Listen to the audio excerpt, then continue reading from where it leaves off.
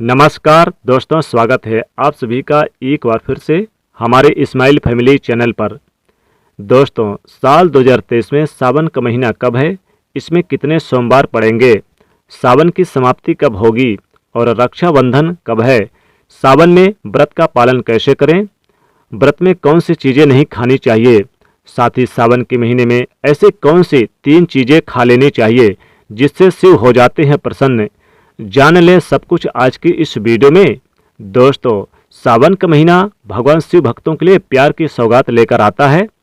यह महीना बहुत ही पवित्र और बहुत ही शुभ महीना माना जाता है, जिसे हम प्यार का महीना कहते हैं। शिव भक्त बड़े जोर शोर से सावन के महीने का बड़ी बेसब्री से इंतजार पूरे साल करते हैं। सावन में भगवान शिव धरती पर आकर अपने हर भक्त के घर में वास करते हैं और उनकी इच्छाएं पूरी करते हैं। सच्ची भक्ति करने पर धन धन से घर भर देते हैं। सावन का हर एक दिन बहुत ही शुभ और पवित्र माना जाता है। हर एक दिन यानी बेहद लाभकारी और मंगलकारी होता है।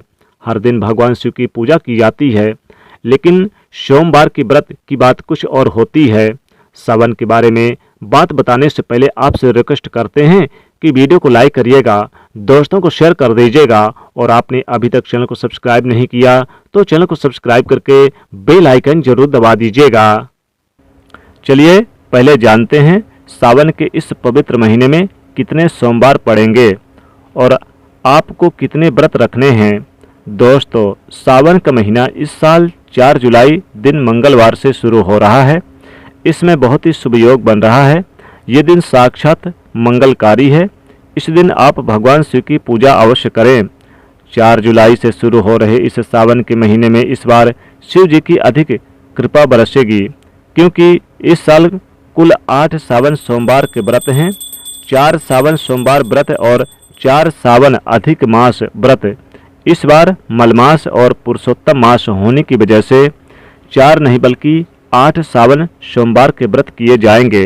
पहले सोमवार का व्रत 10 जुलाई को, दूसरे सोमवार का व्रत 17 जुलाई को, तीसरे सोमवार का व्रत 24 जुलाई को, चौथे सोमवार का व्रत 31 जुलाई को, 5वां सोमवार व्रत 7 अगस्त, छठा व्रत 14 अगस्त, 7वें सोमवार व्रत को 21 अगस्त और 8वें सोमवार का व्रत 28 अगस्त को रखा जाएगा।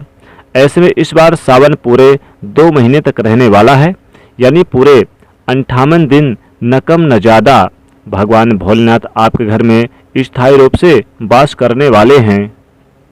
तो ऐसे में दिल खोलकर भगवान शिव की उपासना और भक्ति में लग जाइए। आपको बता दें कि ये शुभ संयोग पूरे 19 सालों के बाद पड़ा है।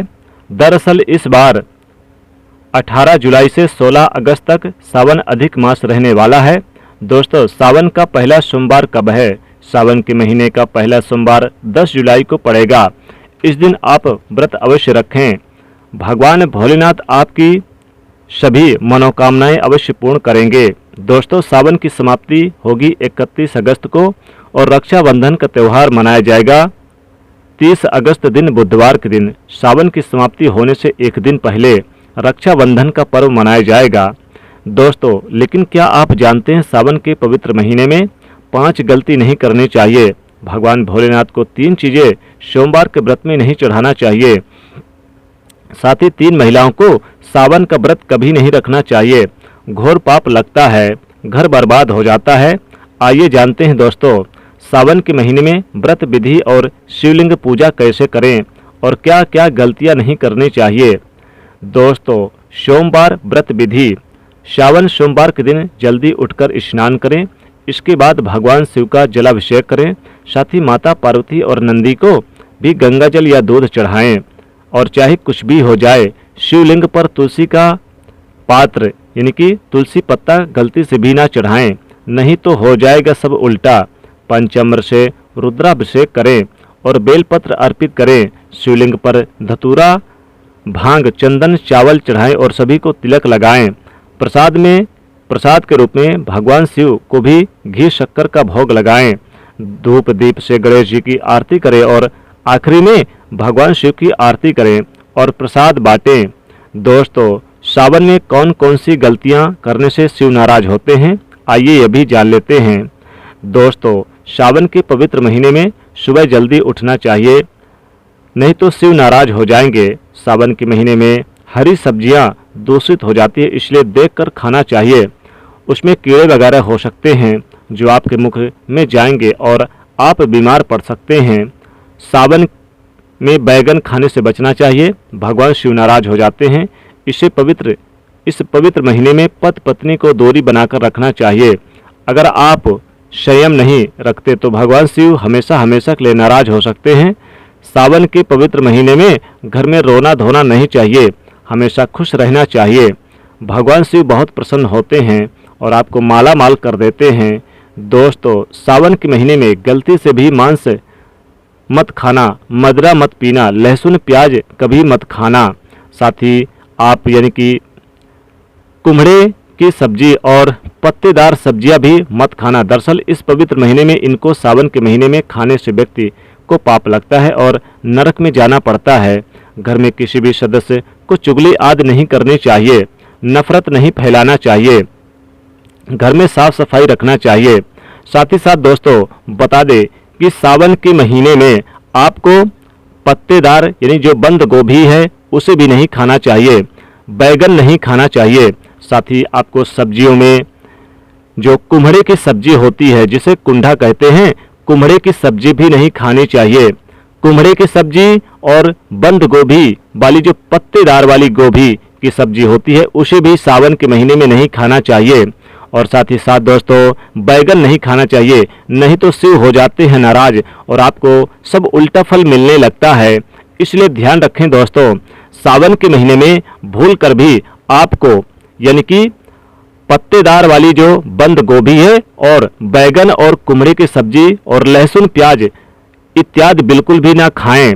दोस्तों, सावन के महीने में बाल नाखून शेविंग आदि नहीं करना चाहिए, इससे आपको पाप लगता है और भगवान शिव क्रोधित हो जाते हैं। सावन के महीने में मीठा बोलने वाला व्यक्ति भगवान शिव की कृपा पा लेता है। वह व्यक्ति जल्दी ही करोड़पति बन जाता है क्योंकि उसके सर पर भगवान शिव का आशीर्वाद बन जाता है। सावन में जितना हो सके गरीबों की सेवा करें, भंडारा करें, गरीबों को कपड़े आदि के बारे में भगवान शिव बांटे। भगवान शिव उस व्यक्ति को पल भर में धनी बना देते हैं।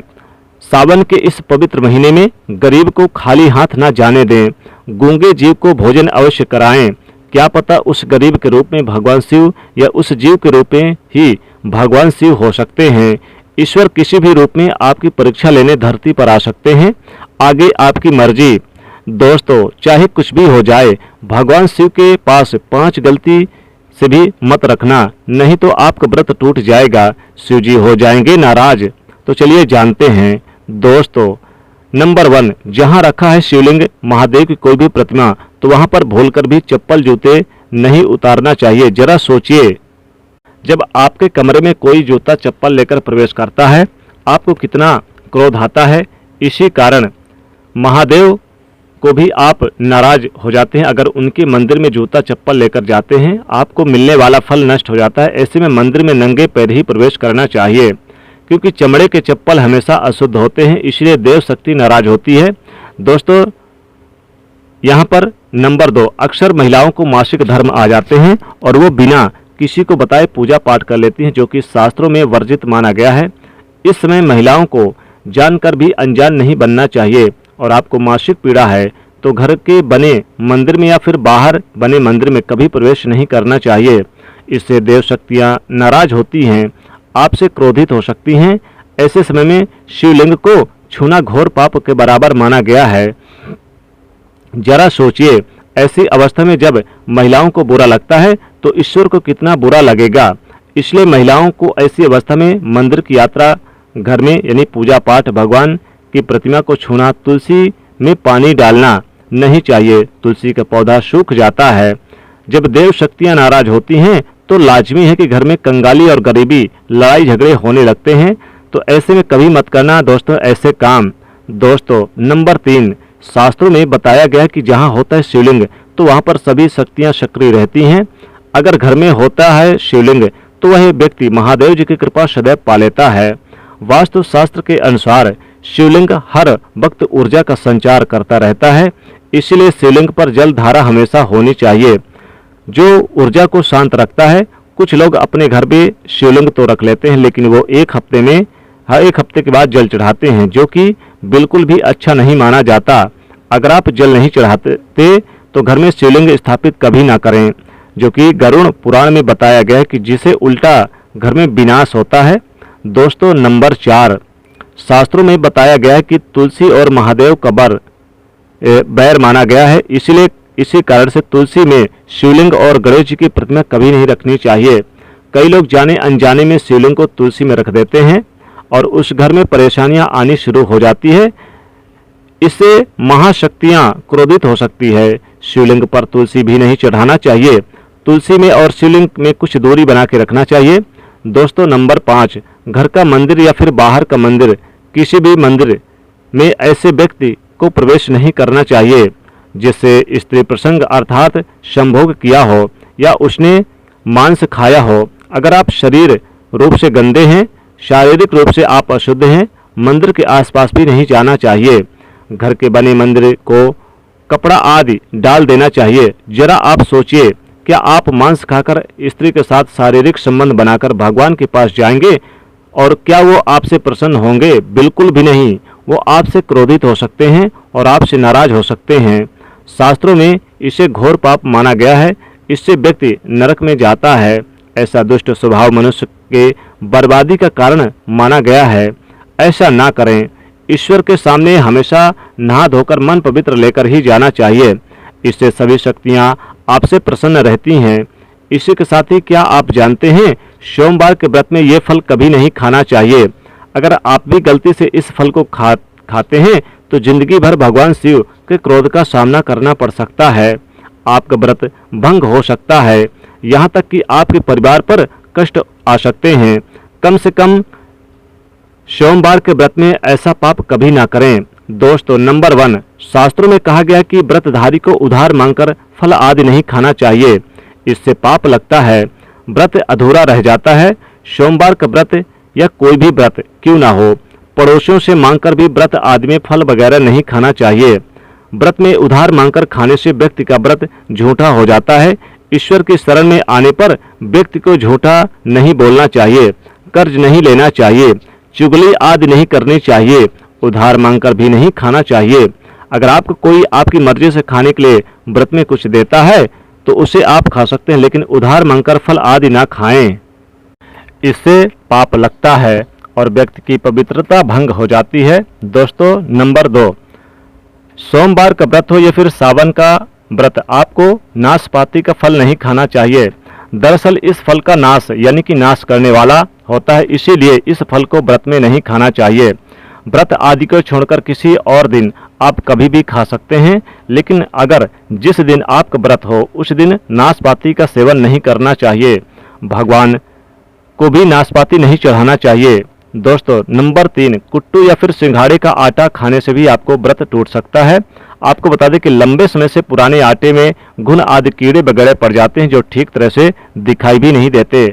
ऐसा आटा खाने पर दरअसल आप मांस का सेवन करते हैं और व्रत में कीड़े वगैरह पड़ जाते हैं, इसलिए भूलकर भी आप ताज़ा आटे का ही सेवन करें। लंबे समय से रखे आटे में कीड़े पड़ जाते हैं, ऐसा कभी ना करें। व्रत में हमेशा शुद्धता का ध्यान रखिएगा। दोस्तों, बता दें कि आपको सावन के महीने में आपको फलों में जैसे सेब खाना है, केले खा लीजिए, अमरूद वगैरह खा सकते हैं। साथ ही साथ आप चाहें तो आप लौकी की सब्जी खा सकते हैं और साथ ही दूध का सेवन कर सकते हैं। दूध की बनाकर खीर का सेवन कर सकते हैं। व्रत आदि करते हैं तो आप दूध का सेवन कर सकते हैं, इससे विशेष लाभ होगा। सावन के व्रत में आपको खाना है ये चीज़ें, जी हाँ दोस्तों, सावन के महीने में ये 3 चीज़ें खाना है आपको जरूरी। जैसे दूध का सेवन कर सकते हैं सावन के महीने में और साथ ही साथ साबूदाने की बनी खीर भी खा सकते हैं। साबूदाने की बनी खीर बहुत ही पवित्र मानी गई है, इसलिए इसका सेवन सावन के महीने में कर सकते हैं। दोस्तों, सावन के महीने में बेल का फल जरूर खा लीजिएगा। बेल का फल बहुत ही पवित्र और बहुत ही शुद्ध माना गया है। भगवान शिव इससे प्रसन्न हो जाते हैं और आपको वरदान देते हैं, इसलिए बेल का फल जरूर खा लीजिएगा। बेल का फल बहुत ही शुद्ध और पवित्र माना गया है। बेल के फल में भगवान शिव का आशीर्वाद बना रहता है, इसलिए सावन के महीने में बेल का फल जरूर खा लीजिए। साथ ही साथ आप खीर खा लीजिएगा। और आप सावन के महीने में शुद्ध शाकाहारी भोजन ही इस्तेमाल करिएगा, ये बहुत ही शुभ माना जाता है। सावन के महीने में पक्का भोजन ही जरूर करिएगा और ब्राह्मणों को जरूर खिलाइएगा। अब आप यह जान लें कि बेलपत्र का उपयोग और इसके लाभ कैसे मिलते हैं। नंबर 1, तीनों लोकों में जितने तीर्थ स्थल प्रसिद्ध है वो सभी तीर्थ स्थल बेलपत्र की मूल भाग में स्थित हैं। माने जाते हैं कि इस बात को शायद ही कोई जानता है। नंबर 1, अगर बेल का वृक्ष घर के बीचों बीच या पूर्व दिशा में लगा है तो घर में धन धान की कमी कभी नहीं रहती और परिवार खुश रहता है। नंबर 3, जो व्यक्ति बेल वृक्ष में मूल भाग के गंध पुष्प आदि से पूजा अर्चना करता है उसे मृत्यु के पश्चात शिव लोक की प्राप्ति होती है। अब जानते हैं बेलपत्र से जुड़ी और कुछ खास बातें। दोस्तों, चतुर्थी, अष्टमी, नवमी, चतुर्दशी और अमावस्या इन तिथियों को, साथ ही संक्रांति के समय और सोमवार को बेलपत्र नहीं तोड़ना चाहिए। पूजा से एक दिन पहले ही बेलपत्र तोड़कर रख लें। दोस्तों, बेलपत्र कभी अशुद्ध नहीं होता। अगर आपको पूजा के लिए नया बेलपत्र नहीं मिल रहा तो किसी दूसरे के चढ़ाए हुए बेलपत्र को स्वच्छ जल से धोकर भगवान शिव को अर्पित कर सकते हैं। बेलपत्र में कम से कम 3 पत्तियां होनी चाहिए। कटी फटी पत्तियों का बेलपत्र में शिव को गलती से भी नहीं अर्पित करनी चाहिए। कटी फटी पत्तियां बिल्कुल भी अर्पित ना करें, शिव का अपमान माना जाता है। और बेलपत्र का भी इसलिए बेलपत्र की पत्तियां एकदम साफ होनी चाहिए। दोस्तों, सावन के इस पवित्र महीने में जिस व्यक्ति को ये मिल जाए संकेत, तो इससे पता चलता है कि महादेव आप को संकेत से, यानी इस संकेत के मिलने से बहुत ही प्रसन्न और आपको धनी बनाने वाले हैं। आपको धनी बनने से कोई नहीं रोक सकता। तो चलिए जानते हैं। नंबर 1, बैल का दरवाजे पर आना। दोस्तों, नंदी भगवान भोलेनाथ के वाहन है। नंदी को भगवान शिव का द्वारपाल भी कहा गया है।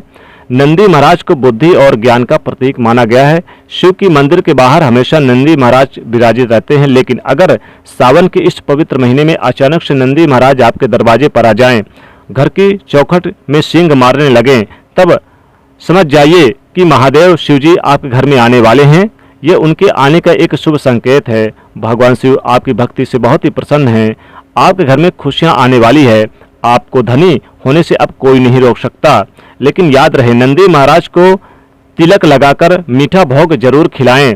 नंबर 2, सावन के पवित्र महीने में अचानक से आपके सपनों में अगर शिवलिंग दिखाई दे जाए, अर्थात भगवान शिव दिखाई दे, तो इससे आपको समझना चाहिए कि आपके जीवन में परेशानियों का अंत होने वाला है। शिव आपकी सच्ची आराधना भक्ति से बहुत खुश हैं और वह आपके घर में आने वाले हैं। ऐसे में याद रहे कि शिव की भक्ति में कोई भी कमी ना आने दें। घर को गंदा ना रखें, साफ सफाई जरूर करें। नंबर 3, शास्त्रों के अनुसार माना गया कि नीलकंठ पक्षी भगवान शिव का प्रतीक है। अगर आपको घर में सावन के महीने में नीलकंठ घर पर छत पर आकर बैठ जाए, द्वार पर आकर बैठ जाए, आंगन पर बैठ जाए, तो भूलकर भी मत भगाना, क्योंकि भगवान शिव का प्रतीक माना जाता है। ऐसे में आपको खुश हो जाना चाहिए, क्योंकि भगवान शिव आपकी भक्ति से बहुत ही प्रसन्न हैं। शास्त्रों में बताया गया है कि ये साक्षात भगवान शिव के आने का संकेत है। दोस्तों, सावन के महीने में जरूर आप यानी कि दूध का सेवन कर लें और साथ ही साथ यानी बेल का फल का सेवन कर लें। केला, सेव, लाल वाला अंगूर, इन चीज़ों का सेवन कर लें। व्रत में भगवान शिव को आप 1 लोटा जल लें, थोड़ा सा चावल मिश्री उसमें रख लें और बेलपत्र रख लें। एक थाली पे धूप बत्ती रख लें और भगवान शिव को 1 लोटा जल चढ़ाएं। धीरे धीरे चढ़ाएं। उन्हें चावल उनके ऊपर शिवलिंग पर रखें, सफ़ेद पुष्प रखें और भांग धतूरा उन्हें जरूर चढ़ाएं। ये पूजा में जरूर करें, इससे भगवान भोलेनाथ बहुत ही प्रसन्न होते हैं। ऐसा करने से भोलेनाथ यानी कि बहुत प्रसन्न होते हैं। लेकिन गलती से भी आपको यानी कि उनके ऊपर जो चीज़ें नहीं चढ़ानी चाहिए वो ना चढ़ाएं। तो दोस्तों, अगर यह खास जानकारी आपको पसंद आई है तो वीडियो को लाइक करिएगा, शेयर करिएगा, कमेंट में लिखे हर हर महादेव, ओम नमः शिवाय।